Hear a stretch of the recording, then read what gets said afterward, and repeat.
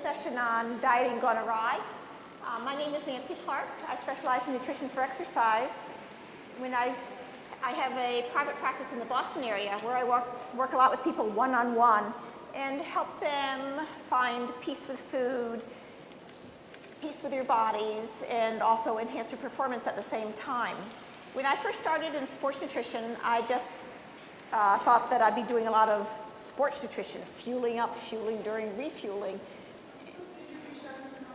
Oh, that's okay. I can. I'm fine. Yeah.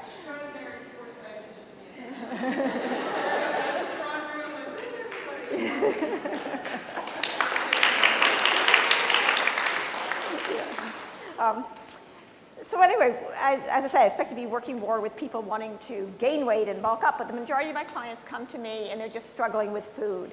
And so that so much of sports nutrition is people who are, have eating disorders, disordered eating, and my goal this afternoon is to give you some skills so that if you're working with this population, you can become a part of a team to help them reach their goals. Now, how many of you here are registered dietitians?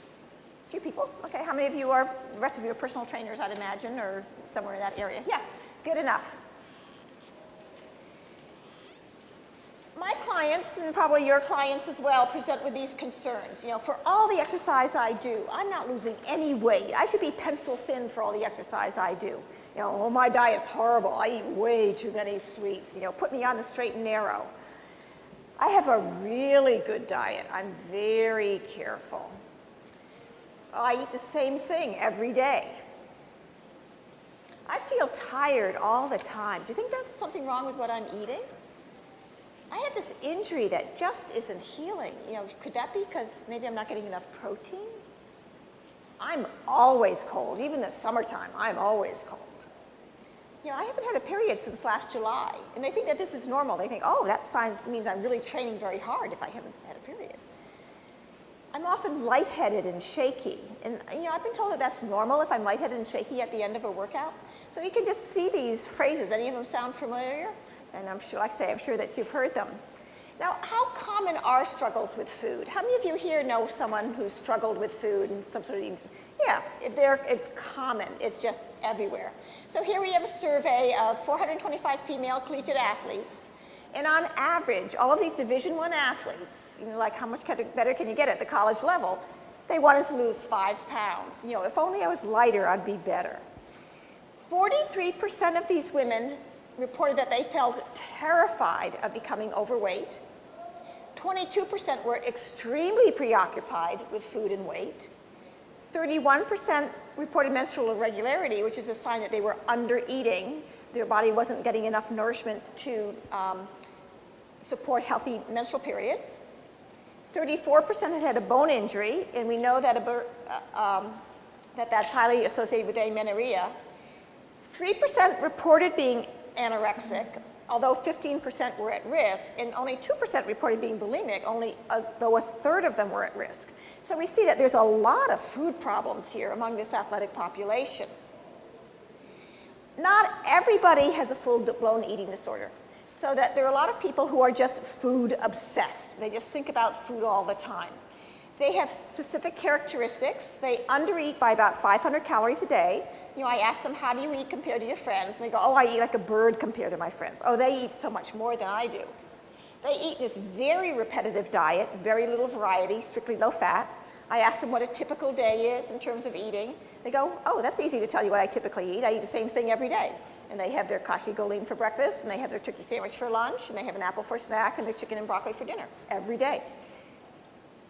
They categorize food as being either good or bad, and they feel very angry and guilty if they break their food rules.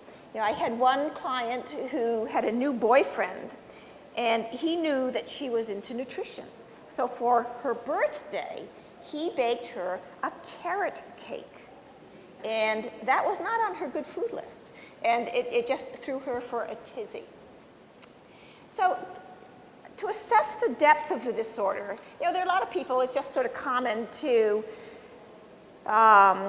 you know, it's just taken for granted that just about all women are discontent with their bodies and are struggling with food. But how much are they struggling is the question.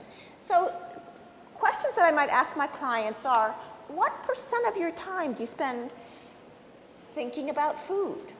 Oh, 99%, too much is very common an answer. How much time do you spend thinking about weight? Oh, I'm always body checking. Every time I look in the mirror, I just check, or in windows.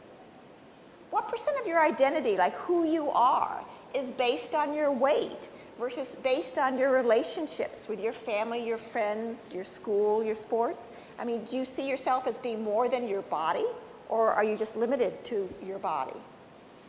Do you exercise to train, or do you exercise to burn off calories? So these are just some questions that help me assess how much of a problem this is. Would you describe yourself as a perfectionist? Oh, yes. And they want to have the perfect weight and the perfect exercise program. And I'll also ask, has alcohol ever been a problem for you or for anyone in your genetic family? And more often than not, people that struggle with food have some sort of alcohol problem, alcohol abuse, food abuse, drug abuse, exercise abuse. It's all interconnected. And when people do report that they have alcohol problems in the family, I go on to tell them that about 1/3 of adult children of alcoholics struggle with bulimia. As I say, alcohol abuse, food abuse, same stuff. And they have characteristic traits, and these include that they're perfectionists, thinking, oh, maybe if I'm more perfect, I can compensate for this alcohol problem in my family. Or maybe if I'm more perfect, maybe my dad would stop drinking. They like to be in control. They couldn't control their parents' drinking, so now they control their food and their exercise and their weight. They're compulsive with food, drugs, alcohol, exercise, studying, cleaning.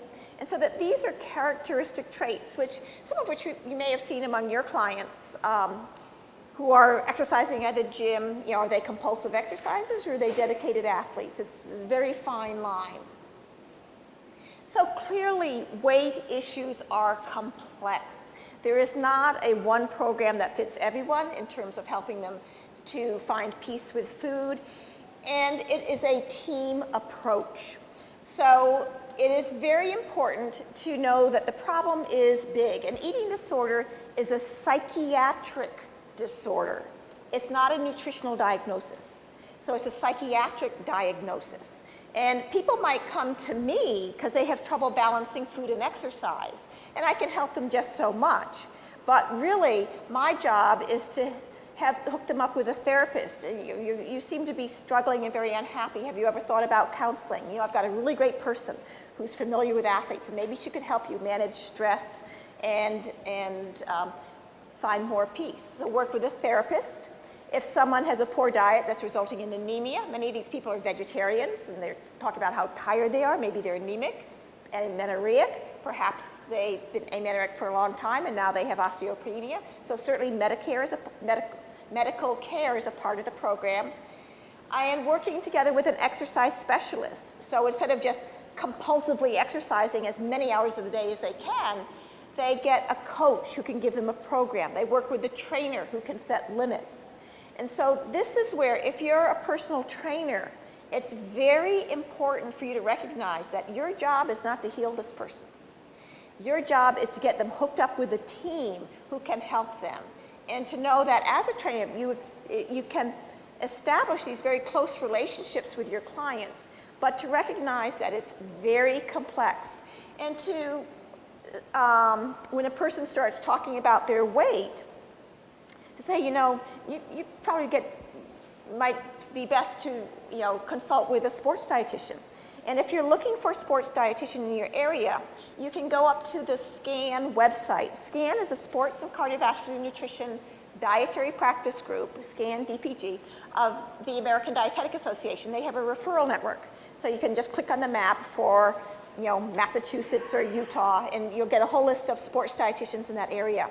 So make sure that you become a part of a team so this person can get the best care. Because it's not as simple, oh, if only I could lose 5 pounds. It's not that simple.